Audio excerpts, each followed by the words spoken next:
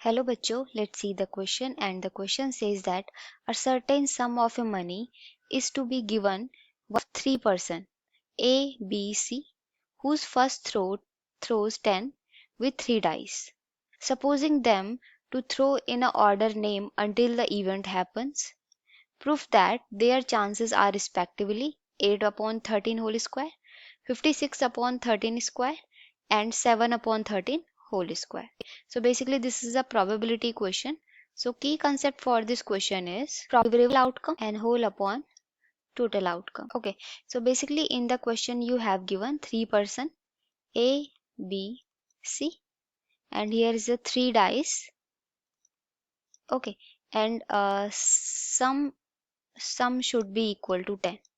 तो ऐसे कितने पॉसिबिलिटीज हैं जिसमें 3 डाइस का सम कितना है 10 आए. तो ऐसी कितनी पॉसिबिलिटीज हो सकती है हमारे पास. लेट्स से फर्स्ट डाइस में 4 आए, सेकंड में फर्स्ट डाइस में 5, सेकंड में 4 और थर्ड में 1. तो कितने वे में अरेंज कर सकते हैं 6 वे में अरेंज कर सकते हैं. ओके, नेक्स्ट पॉसिबिलिटीज हो सकती है आपके पास 4 4 2 एंड इसको हम ओके. नेक्स्ट वन इज 3 3 4 और इसको हम कितने वे में 3 वे में अरेंज कर सकते हैं. नेक्स्ट वन इज 2 अरेंज कर सकते हैं. नेक्स्ट 2 2 6 और इसको हम कितने वे में अरेंज कर सकते हैं 3 वे में अरेंज कर सकते हैं. एंड नेक्स्ट वन इज 6 1 3 और इसको हम 6 वे में अरेंज कर सकते हैं.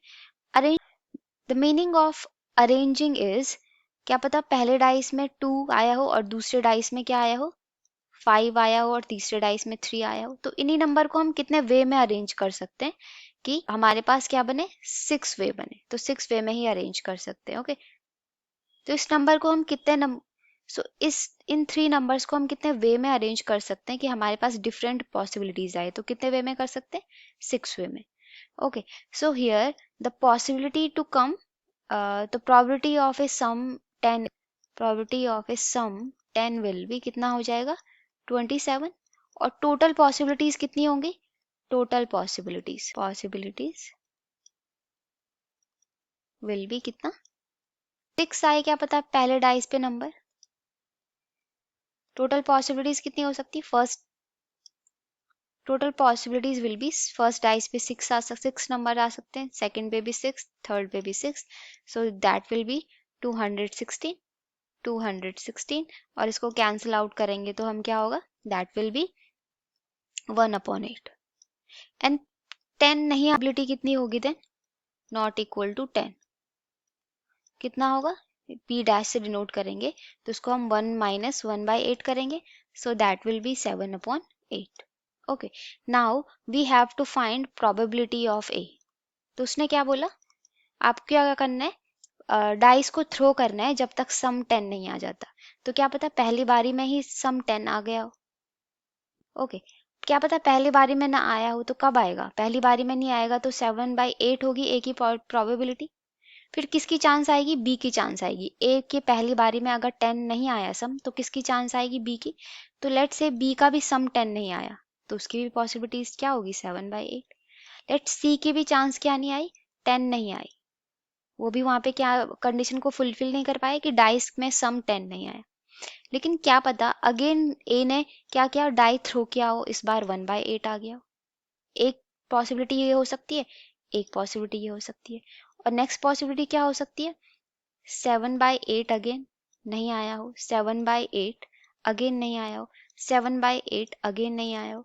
तो ये ए बी सी अगेन ए की बारी आए हो और नहीं आया हो, अगेन ए की बारी आई हो नहीं आया हो और अगेन बी की बारी आई हो नहीं आया हो, सी की बारी आई हो नहीं आया हो, अगेन ए की बारी आए हो क्या पता इस बार आ गया हो. तो ये कब तक चलता रहेगा इन्फिनिटी टर्म तक चलता रहेगा. तो हमारे पास कंडीशन क्या बनेगी 1/8 को कॉमन ले ले अगर सो 1 प्लस 7/8 का whole square whole cube. Okay, whole cube plus 7/8 का की पावर से और ये कब तक कहाँ तक चलता रहेगा इन्फिनिटी तक चलता रहेगा. Okay, now from here we can see that we can see that यहाँ पे क्या बन रहा है ज्योमेट्रिक प्रोग्रेशन बन रहा है. तो ज्योमेट्रिक प्रोग्रेशन का सम इन्फिनिटी टर्म तक क्या होता है sum of GP up to infinity कितना होता है आपके पास, that is a upon 1 minus r, or where r is less than to 1. Okay, so now apply the formula. Then we have 1, a की वैल्यू कितनी है 1 अपॉन 1 माइनस 343. हमारे पास r की वैल्यू कितनी है, r की वैल्यू है 7/8, so that will be 343 7/8 का cube, that will be 1512. Okay, so after solving this we have 1 upon 8 into कितना हो जाएगा ये 5112 अपॉन ये हो जाएगा 169. ठीक है, तो ये कैंसिल अप हो जाएगा किससे, तो ये हो जाएगा 64 टाइम, तो ये आपके पास आ जाएगा कितना 64 अपॉन 169 इम्प्लाइज दैट ये हो जाएगा 8 अपॉन किसका 8 अपॉन 13 का क्यूब. तो कितना हो गया, ए की प्रोबेबिलिटी कितनी आ गई आपके पास 8 अपॉन 13 का whole square. Now we have to find probability of B.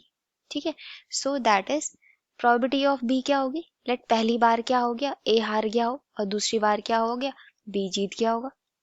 तो कितना हो जाएगा, चांस क्या होगा, पहली बार ए हार गया हो, दूसरी बार बी भी हार गया हो, तीसरी बार सी भी हार गया हो और फिर ए भी हार गया हो फिर से, तो देन और फिर क्या हुआ होगा बी जीत गया होगा. तो ये कब तक चलता रहेगा आपका, ये चलता रहेगा कॉन्टिन्यूसली चलता रहेगा अप टू इन्फिनिटी टर्म तक. ठीक है, तो यहाँ से क्या बन रहा है आपके पास, ये हो जाएगा 7/8 भी कॉमन आ जाएगा और 1/8 भी कॉमन आ जाएगा और क्या बच जाएगा 1/7/8 का क्यूब, और ये टर्म क्या होगा आगे चलती रहेगी. तो अब हमें क्या फाइंड करना है, ये क्या बन रहा है जीपी बन रहा है, तो सम ऑफ ए जीपी क्या होगा फिर 8 इंटू 1/8 और सम ऑफ ए जीपी कितना आया था मेरे पास, दैट इज 512 अपॉन 169.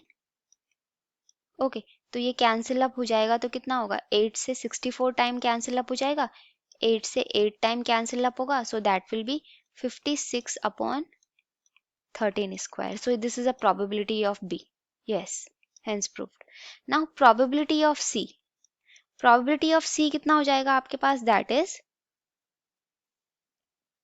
तो क्या क्या होगा, क्या पता पहली बारी में A हारा हो, दूसरी बारी में B हारा हो, तो किसकी चांस आई हो, A की चांस आई हो, प्लस सेम पहली बारी में A, दूसरी बारी में A हारा हो, तीसरी बारी में C भी हार गया होगा, एंड देन A हारा होगा, B हारा होगा, देन सी क्या हो गया जीत गया होगा. तो ये प्रोसेस कहाँ तक चलती रहेगी, आगे टर्म तक चलती रहेगी. तो कॉमन क्या लेंगे हम 7/8 इंटू 7/8 इंटू 1/8 और अगेन क्या बनेगा आपके पास जीपी बनेगा. ओके, तो sum of a infinity term GP का हमने अभी क्या फाइंड किया, that 7 to 7/8 into 1/8 is equal to 512 upon 169.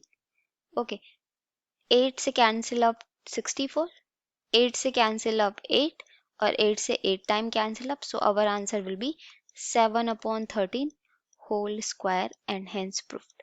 So that will be our probability of A, B and C. So I hope you all understood this explanation. Thank you and all the best.